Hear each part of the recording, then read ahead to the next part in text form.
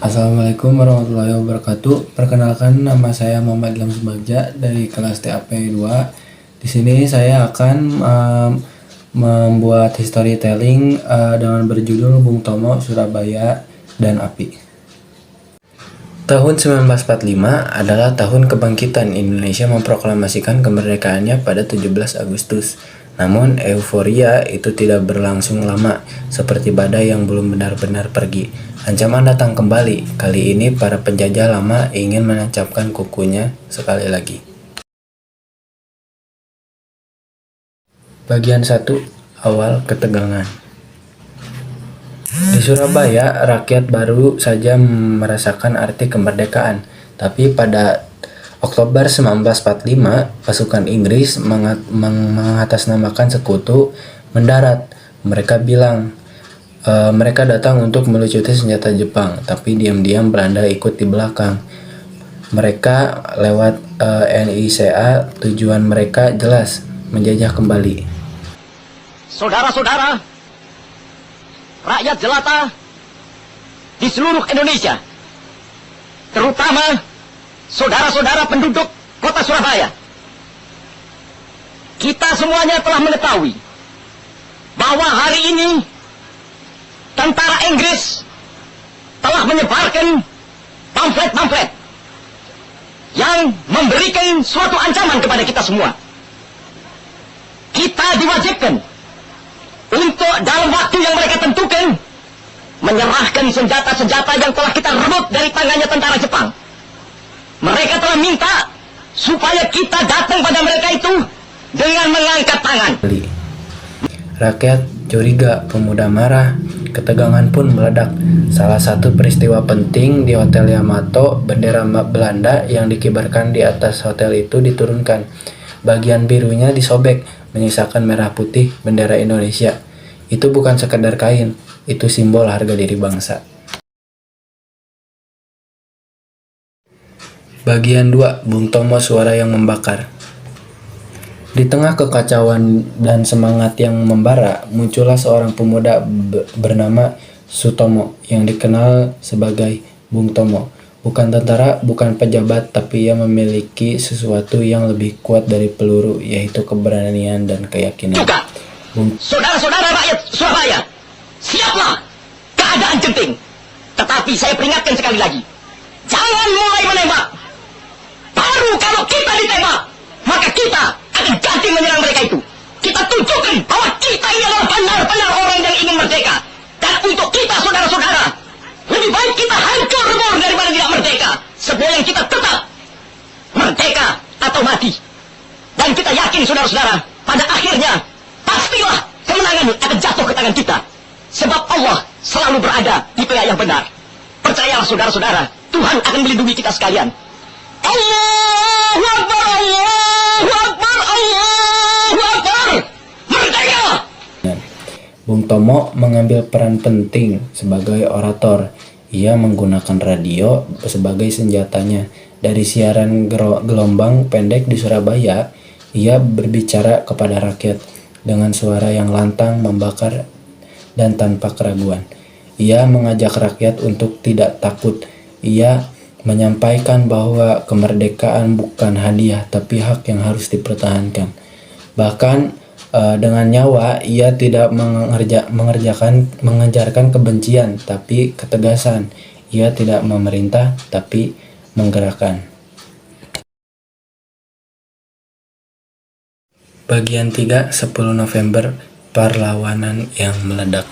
Mereka telah minta supaya kita semua datang pada mereka itu dengan membawa bendera putih, tanda bahwa kita menyerah kepada mereka.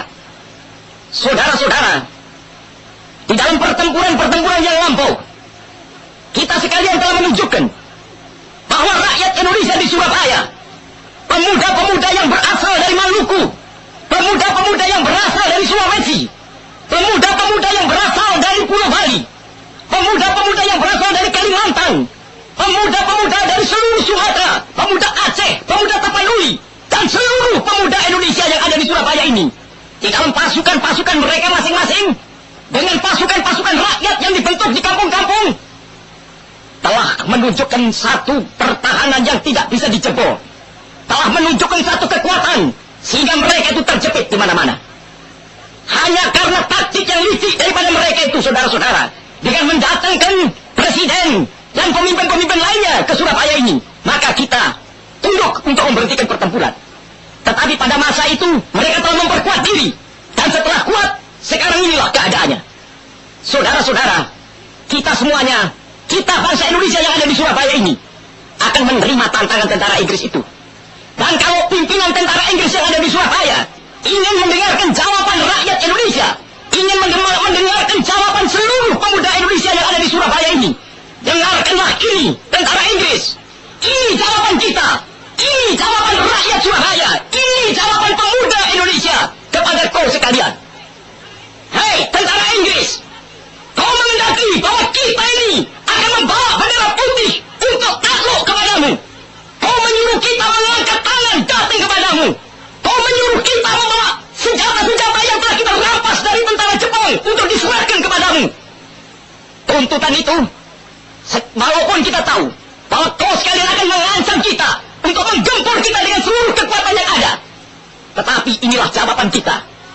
Selama banteng-banteng Indonesia masih mempunyai darah merah yang dapat membuat setarik kain putih, merah dan putih, maka selama itu tidak akan kita mau menyerah kepada siapapun juga. Saudara-saudara rakyat Surabaya, siaplah, keadaan genting. Tetapi saya peringatkan sekali lagi, jangan mulai menembak. Baru kalau kita ditembak, maka kita akan ganti menyerang mereka itu. Kita tunjukkan bahwa kita ini adalah benar-benar orang yang ingin merdeka. Dan untuk Puncaknya terjadi pada 10 November 1945. Inggris mengeluarkan ultimatum, semua senjata harus diserahkan, semua pejuang harus menyerah. Tapi rakyat Surabaya menjawab dengan keberanian. Mereka tidak tunduk, mereka tidak tahu hari itu mereka menyerah.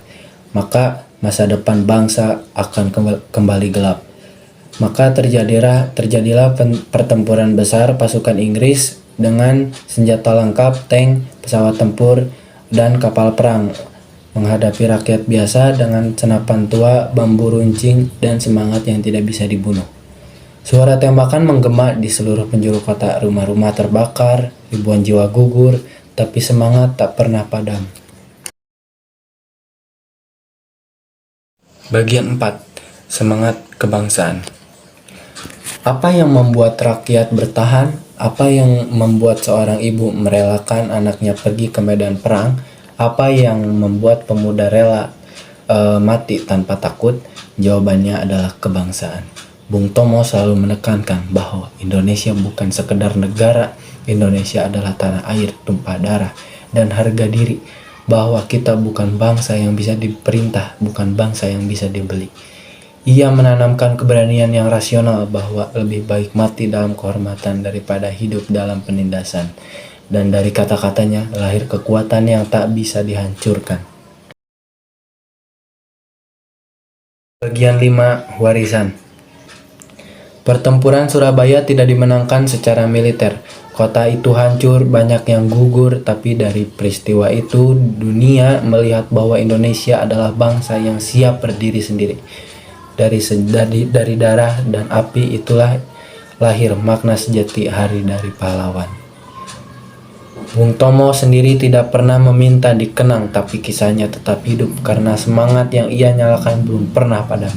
Ia mengajarkan bahwa pahlawan bukan hanya mereka yang mengangkat senjata, tapi juga mereka yang bersuara saat banyak orang memilih diam, yang bertindak saat banyak yang hanya menonton, yang tetap setia pada tanah air apapun risikonya.